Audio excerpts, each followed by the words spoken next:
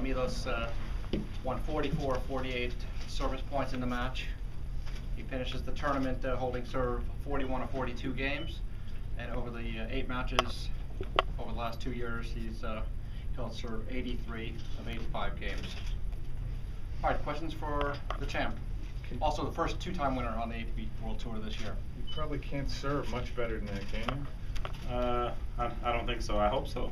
That'll definitely help, but I don't think so. It's tough. I think I served pretty flawlessly throughout the week. I think it was never an issue on my serve when I was struggling. I think it was more so if I lost a little bit of focus on the shot after. And what I've been doing is taking care when the ball does come back and play, taking care of those points as well.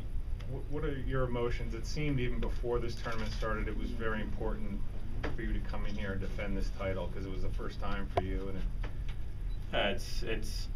I think it's a different experience, a different feeling than last time.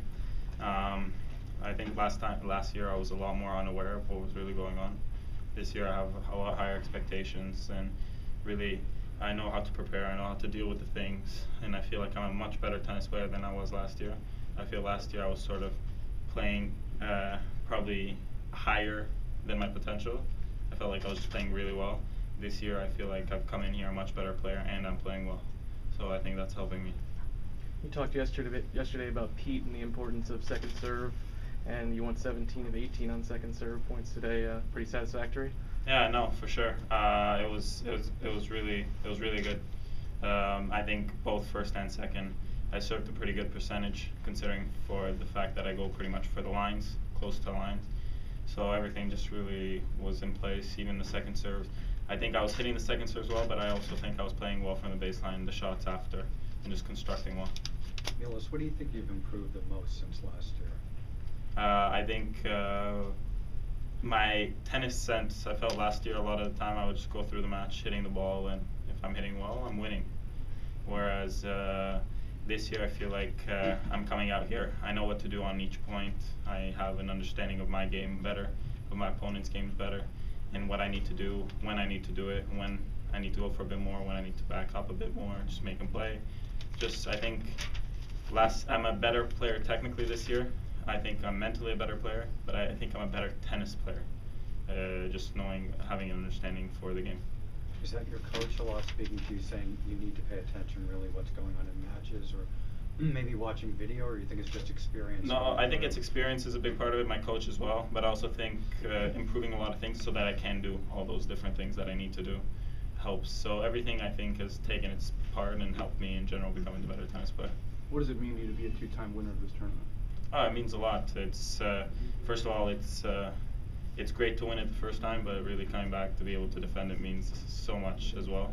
I think the way I've been playing this year, I really felt like I did all the right work throughout the off season. I was very fortunate with the injury I dealt with that I was able to train as hard as I did, and I think I trained harder than the year before.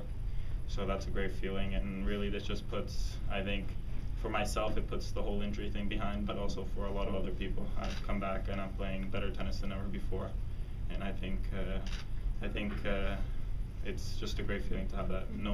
Not only for myself, but for everybody. It's pretty much in the past. How high is the bar being raised for you now? You're the first 2-time winner, I guess, this season, right, for ATP. So as you mentioned, right? So what does that mean to you to have that, something like that? No, it's great. It's great to have such a great start to the year. Especially when you do a lot of work. Throughout the off season we don't play that many matches, knowing that the work really kicks in that early, it gives me also an understanding on how I want to do my schedule. I know that after Memphis I'm going to go over to LA, bring my Finnish trainer over from Europe as well, and give myself the opportunity to do another little off season, because I know and I feel like I improved so much during that time rather than going from week to week playing match tournaments. I feel like I just gain a lot of confidence through the physical work and just really keeping quiet and making sure the work's done and just keep trying to improve, because I feel like I do a lot of things well, but I feel like there's also a lot of space for improvement in my game. And lastly, how about the potential for you to win one of the slams this year? I think you have to ask the top 4 guys this, how much they're going to allow me. These guys are deep into tournaments. I think the chances are there. The question is, can you capitalize? What part of your game do you need to improve in order to compete for those slams? The return game, I feel like I feel like I'm doing really good when the points are starting.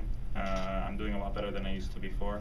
I'm doing a really good job getting a lot of returns back, and I think I need to not only improve technically, where I do make a lot more returns, but also improve on the aspect of just confidence. A lot of times I'm just putting the first serve return in. A few times when I feel like I guess right, I feel like I should be able to go a bit more, but when my goal is just put it in, that being a big part of my game, I think over time, if I keep returning and keep improving the way I am, I'll gain that kind of confidence that when I do guess right, to really go for the shot rather than just make them play, and it'll just make my opponent think a bit more. What's the better bottle of maple syrup? I haven't tried this one yet, so I'll let you know. Okay. Milos, given what happened last weekend in Vancouver with the knee and the uncertainty of the medical tests and coming here, being able to refocus here and actually play a tournament and win, it's got to show a little bit of mental toughness, no?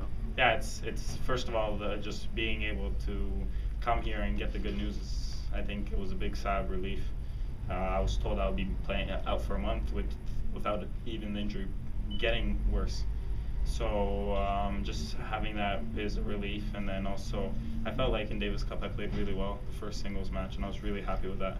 And I really wanted to face that second opportunity, but unfortunately I wasn't able to. Just had to make a logical decision, and just to come here and continue playing well and feel like it didn't deteriorate me or take me off the right track at all. Just amazing. So how far do you think the young top players like yourself and Tomic and maybe Harrison and Dimitrov are from the top four right now? Is it 5%, 10%? Because in the big tournaments they're pretty much dominating. Yeah, I think it's hard to put like a direct percentage on it. I think it's just gonna really, I feel like a lot of us can come close, and everybody's game matches up differently, and I think we can get close. It's just a matter of can you really do it on those big points. That's where they really stand out. I feel like if I'm serving well, I can get really close to them. The question is, what I've done here this week is I played great tiebreakers, and I stayed solid throughout them. I know if I'm going to beat them, obviously I'm going to need a few points on their serve, and hopefully I can convert there, but if it doesn't get to it, I feel pretty good that I can push things to tiebreakers consistently, and that when it comes to that, it's just a matter of a few points, and if you just stick through it and you don't let the moment overtake you. So I don't think there's a big gap, but it's just learning how to deal with those moments, and obviously for us, improvement's going to be a big part of that. If we get better, it's just that much easier to deal with those moments. You came out today and you won the coin toss and chose to receive, which might have been kind of a surprise. What was the game plan with opting not to serve first? I feel like pretty confident that when I do serve first, or if I serve second, I'm going to hold them and just hopefully get a few returns in and try to put the pressure right away from the first game. And if I can get ahead, it just makes it that much, it just sets a pace for me and gives me also a little bit more freedom. It's hard to really start the matches sharp every single time, so you just hope for that one time that you can get ahead that early.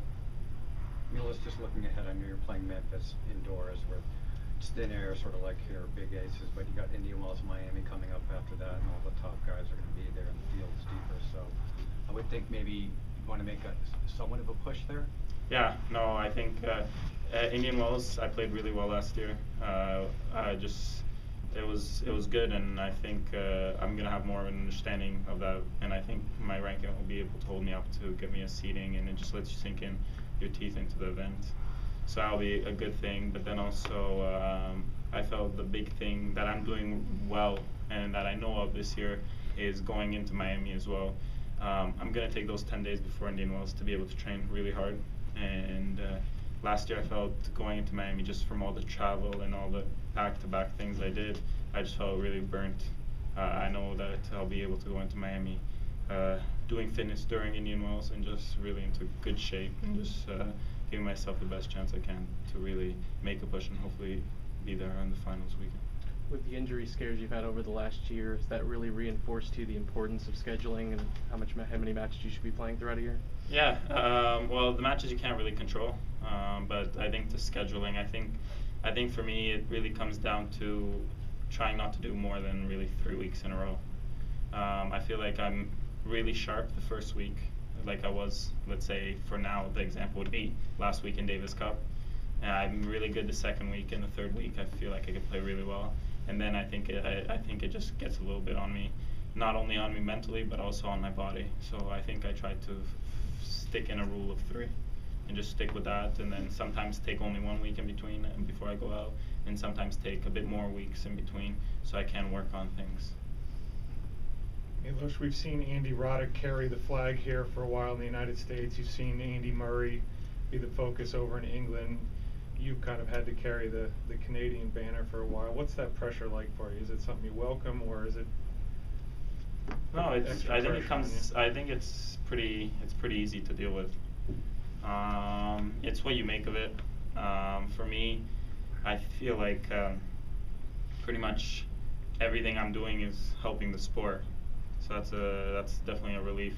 I think the sport's getting recognition. I think there's more kids picking up tennis rackets. I think media's picking up on it as well. So I think I feel really proud of the effect I'm making back there.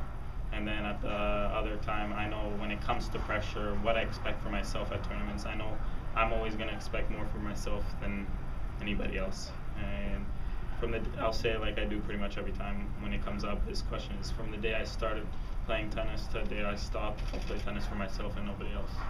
Obviously it's great to represent Canada, but at the end of the day I win and lose, and the person I disappoint or that I make happy is myself, and it's a little arrogant to say everybody else can say secondary to that. With that said, in the future, how big a priority is Davis Cup for you? Oh, it's a very big priority. I think for myself, it's a great thing to achieve, to be able to win that and get even close to that, and just to be able to push through that. And then I think for a national purpose, I think it's great to see that there's not only one Canadian doing well, that we're doing well as a team, and that as a Canadian you can't succeed at tennis like they see in the hockey players. Do you think that your the Davis Cup teammate, it's like Pospisil, forgive me if I pronounced that wrong, but has he been inspired by your success in the last year? Yeah, I think it's made a difference for everybody. I think there's juniors. I think our junior Pelovo made finals of Australian Open juniors. I think it's inspirational, but at the same time it just gives you belief. It's you grow up with this guy. Pelovo was at the National Center for 1 year when I was there, and you ask yourself, if he can do it, why can't I? I've been doing the same work as him and that kind of stuff. Why can't I do it? And just gives you that a little bit of extra belief, and you just try to build it from there. Okay, anything else? All right, great week. Thank you very much. Thank you. Thanks, everyone. Congrats. Thank you.